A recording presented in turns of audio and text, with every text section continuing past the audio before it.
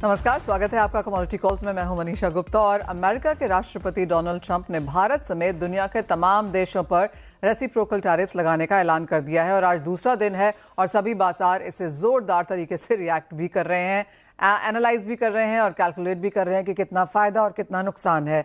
इसके बाद commodity markets में अच्छी खासी मुनाफा वसूली हमने आते हुए देखी है, चाहे वो कच्चा तेल है, मेटल्स है, इवन सोने चांदी में यहाँ पर काफी हद तक गिरावट देखने को मिली है। लेकिन भारतीय कैश्यू यानी कि काजू एक्सपोर्टर्स के चेहरों पर यहाँ पर खुशी है। क्या है कारण, बताने के लिए हमारे साथ मौजूद हैं ऑल इंडिया कैश्यू एसोसिएशन के प्रेसिडेंट राहुल कामत। राहुल, शुक्रिया साथ जुड़ने के लिए। एंड क्लियरली जिस तरह से ये टैरिफ्स हैं, इंडिया का 26% टैरिफ है जो कि ऑफकोर्स अब क्लैरिफाई हो चुका है, लेकिन बाकी कंट्रीज में एशिया में ही हमने काफी ज्यादा टैरिफ्स यहाँ पर लगते हुए देखे हैं। आपसे यही जानना चाहेंगे कि एज ऑफ नाउ इंडिया का कितना एक्सपोर्ट होता है यूएस में, उसके क्या कंट्रीब्यूशन है in sense of percentage terms, and relatively अगर बाकी कंट्रीज के यहाँ पर टैरिफ्स देखें तो इंडिया यहाँ पर अपने आप को कहाँ पाता है?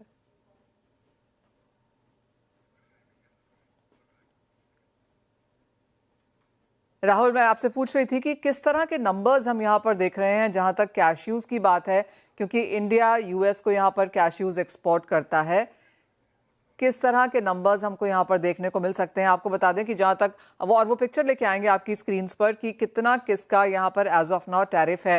तो ऑफ कोर्स इंडिया के tariffs on the higher side हैं, ऑलमोस्ट 26% के, लेकिन जो बाकी कंट्रीज हैं उनके टैरिफ्स और भी ज्यादा हैं। जैसे कि आप देख सकते हैं बांग्लादेश, थाईलैंड 36 to 37% है, ताइवान 32% है, इंडोनेशिया 32%, पाकिस्तान 29%। और यहाँ पर वियतनाम की अगर बात की जाए, क्योंकि वियतनाम से भी काफ़ी ज़्यादा काजू यहाँ पर यूएस को एक्सपोर्ट होता है, तो वो नंबर्स ऑफ कोर्स यहाँ पर देखने चाहिए, क्योंकि इन दैट सेंस रिलेटिवली के हिसाब से यहाँ पर इंडिया थोड़ा सा बेटर है in sense of tariffs here. जहाँ तक काजू की बात इंडियन मार्केट्स में है, यहाँ पर काफ़ी पॉजिटिविटी इस सेंस से भी है कि हम यहाँ पर कुछ फ़ायदा आता हुआ देखेंगे एक्सपोर्ट के तौर पर। एज ऑफ नाउ जिस तरह के नंबर्स यहाँ पर हैं, राहुल, आप कैसे देखते हैं इंडिया की स्टैंडिंग?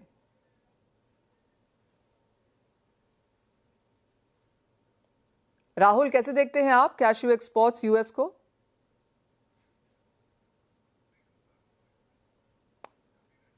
राहुल से हमारा संपर्क नहीं बन पा रहा है, उनसे जोड़ने की कोशिश करेंगे, लेकिन तब तक अपने साथ जोड़ लेते हैं हम एलकेपी सिक्योरिटीज के वीपी जतिन त्रिवेदी को। जतिन, नमस्कार, स्वागत है आपका। हम काजू की बात तो करेंगे, लेकिन उससे पहले हम सोने की बात कर लेते हैं। और जिस तरह की मुनाफा वसूली यहाँ पर देखने को मिली है, क्या सेंस है आपकी करंट लेवल्स पे, क्या करने की राय देंगे? मनीषा, वॉलेटिलिटी तो अभी एक कंटिन्यूअसली आपको देखने मिलेगी प्राइजेस के अंदर। वो बहुत ही रिस्की काम तो रहेगा ही मार्केट के अंदर, क्योंकि मार्केट जो है पूरी तरह से प्राइसिंग करने की कोशिश तो कर ही रहा है इस टैरिफ को और ट्रेड को, जो जिटर्स चालू हो गए हैं, ट्रेड टैरिफ रिटेलिएशन। अब एशियाई मार्केट्स के अंदर रिएक्शन कैसे होता है यूएस के टैरिफ को लेकर के, क्या टेबल पे फिर से डिस्कशन शुरू करने की कोशिश हो जाती है यूएस के साथ, या फिर उसके सामने और रिटेलिएशन होता है, ये एक इम्पोर्टेंट सवाल रहेगा आगे चलते हुए। Next on the table, gold का मार्केट जो रिएक्शन दे रहा है, इनिशियल रिएक्शन काफी हद तक पॉजिटिव था because of the trade tariff uncertainty, और ट्रेड टैरिफ की वजह से जो भी इकोनॉमिकल ग्रोथ में स्लो डाउन आएगी उसके कारण से। लेकिन बाद में जो है प्रॉफिट बुकिंग हुआ है, ये ओवरबॉट सिचुएशन, और गोल्ड ऑलरेडी प्राइस इन कर चुका था ये सब चीजों को। सेकेंडली, और नेक्स्ट आगे ट्रिगर्स क्या होंगे, क्या ये और नेगेटिविटी के साथ और मार्केट उसको और इम्पैक्ट करते रहेगा, तो इसके कारण से गोल्ड के अंदर ये प्रॉफिट बुकिंग का दौर जो है थोड़ा सा देखने मिला है। मुझे लग रहा है 3050 से लेके 31 30 25, ये एक जो रेंज है इसके अंदर गोल्ड आपको इनिशियली ट्रेड करते हुए देखने मिलेगा।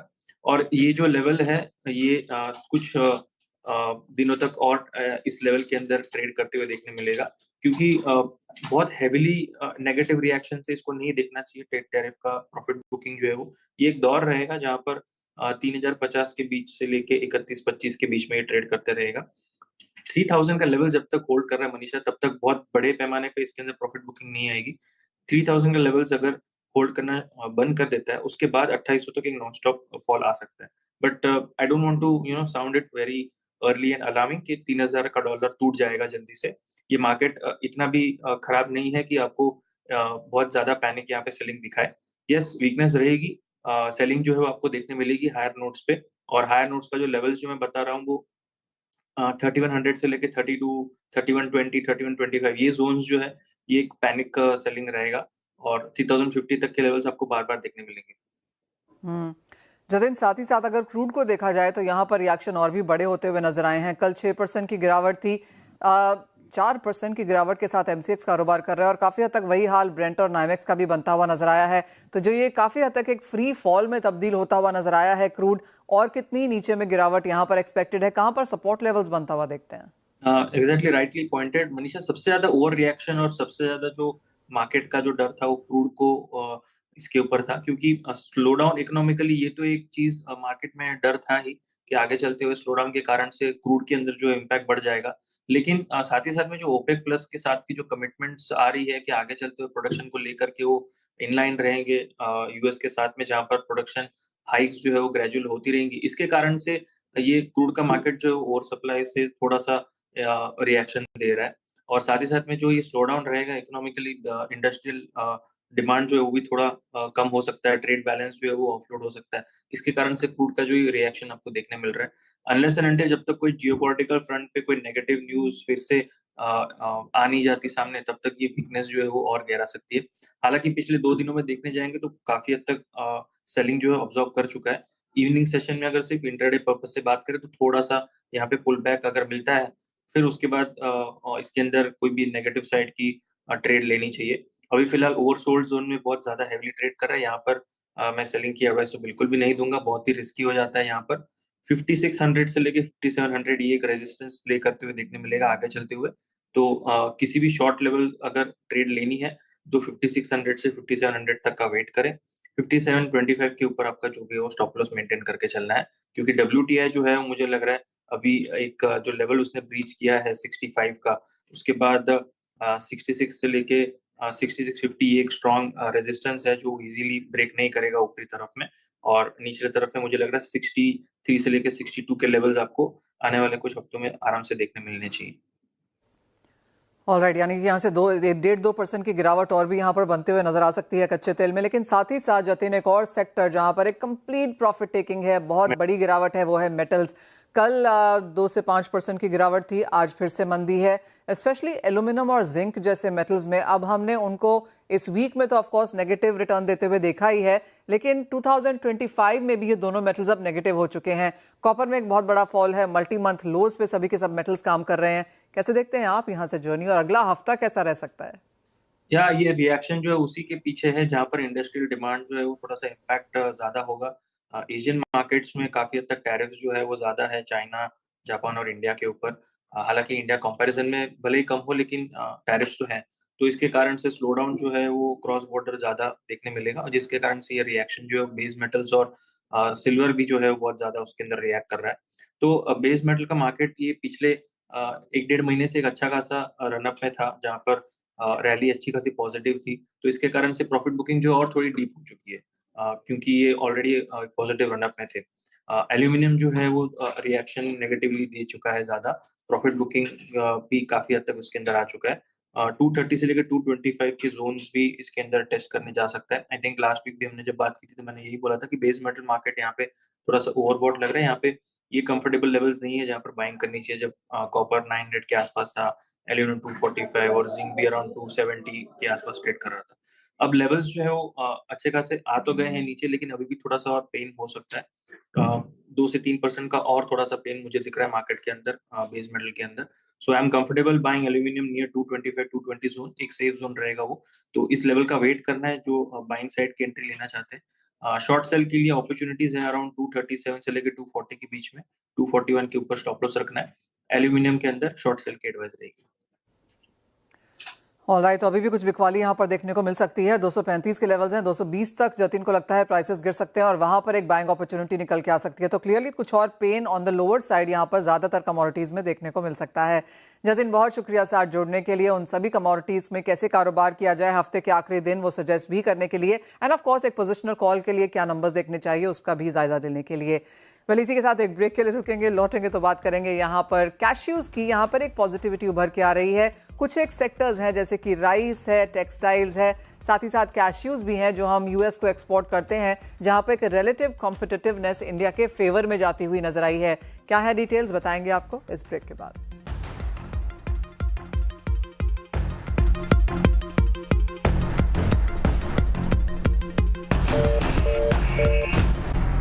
ऑल इंडिया कैश्यू एसोसिएशन के प्रेसिडेंट राहुल कामत है। राहुल नमस्कार, शुक्रिया सीएनबीसी आवाज के लिए समय निकालने के लिए। एंड कुछ एक सेक्टर्स में तो कंप्लीट मुनाफा वसूली है, सेंटिमेंट बहुत ही खराब है, लेकिन कुछ एक सेगमेंट्स में एक लहर खुशी की भी है, क्योंकि हम बाकी कंट्रीज के मुकाबले यहाँ पर थोड़े से कॉम्पिटिटिव हैं यूएस को एक्सपोर्ट करने के लिहाज से। और कैश्यूज ऐसा एक सेगमेंट है जहाँ पर कुछ पॉजिटिविटी मार्केट्स में देखने को मिली है।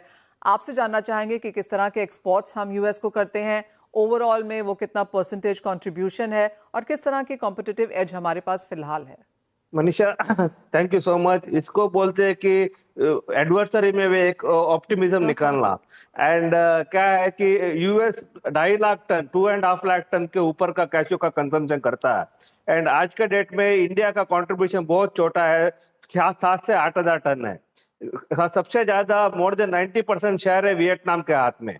एंड उसके बाद 3 से 5% शेयर है अफ्रीका के हाथ में। अभी क्या हुआ कि यूएस का जो अभी टैरिफ आया है, इसमें हमसे ज्यादा हमारा कॉम्पिटिटर पिटा है। उनको 46% का टैरिफ है, वैरस हमको 27% का टैरिफ है। तो 19% का गैप आ गया। तो ये 19% का गैप से I am very hopeful that India will, हम फिर एक बार कॉम्पिटिटिव बन जाएंगे यूएस मार्केट में। अगर हम 10-15 साल पहले जाते हैं तो इंडिया यूएस का सबसे बड़ा सप्लायर था। हमारा हाथ में 60 to 70% ऑफ यूएस मार्केट था। लास्ट 10-15 साल में हमने वो मार्केट खो दिया था। अभी इस टैरिफ से एक नया आशा है कि हम थोड़ा बहुत नेट मार पाएंगे। मेरा ख्याल है कि इस साल में हम कम से कम 50,000 टन यूएस को एक्सपोर्ट कर पाएंगे अगर टैरिफ ऐसा ही रहा।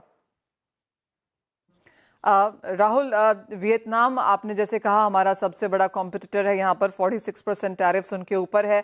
एज ऑफ नाउ वियतनाम क्या एक्सपोर्ट करता है यूएस को, कितना quantum? Around 2.4 lakh ton Vietnam से। ओह, सो बेसिकली 2.5 लाख में से 2.4 वियतनाम से ही जाता है। ऑलमोस्ट 95% वियतनाम से ही जाता है। तो इंडिया 7-8 हजार टन नहीं है, बहुत छोटा है अमाउंट है इंडिया से। ऑलराइट। और अगर ओवरऑल एक्सपोर्ट्स यहाँ पर देखें राहुल, तो और कहाँ इंडिया एक्सपोर्ट करता है और आपने वहां पे नंबर्स किस तरह से काम करते हुए देखे हैं? नहीं, इंडिया का एक्सपोर्ट बहुत छोटा है आज के डेट में। कुल मिला के 40 से 45,000 टन का इंडिया से एक्सपोर्ट है। वैरस वियतनाम का एक्सपोर्ट हमसे बहुत बड़ा है, 10 लाख टन से ऊपर का एक्सपोर्ट है वियतनाम से। तो एक्सपोर्ट मार्केट में इंडिया बहुत छोटा कंट्रीब्यूट कर रहा है आज के डेट में।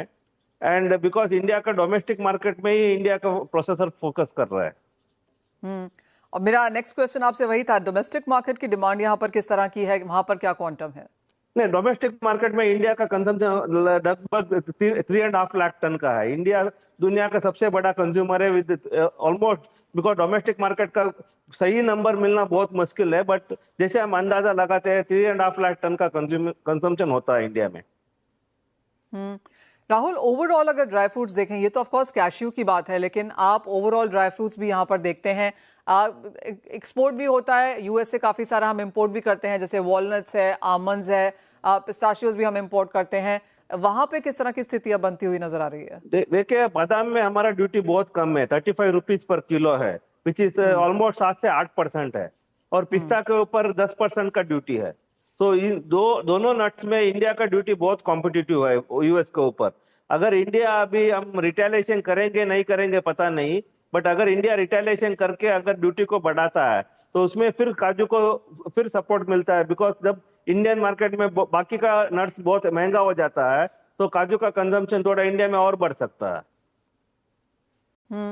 ओवरऑल जो यूएस से इंपोर्ट होते हैं, जैसे आपने कहा 7 to 8% है, 10% पर यहाँ पर पिस्ता को है, वॉलनट को लेके जो कंसर्न्स हैं जहां पर ऑलमोस्ट 100% है, वहां पर क्या सेंस है? नहीं, वॉलनट पे 100% है बिकॉज ऑफ सम रीजन। हम जैसे वॉलनट कश्मीर से होता है और कश्मीर में कुछ अदर पॉलिटिकल रीजंस के वजह से हम ड्यूटी कम नहीं कर पा रहे हैं।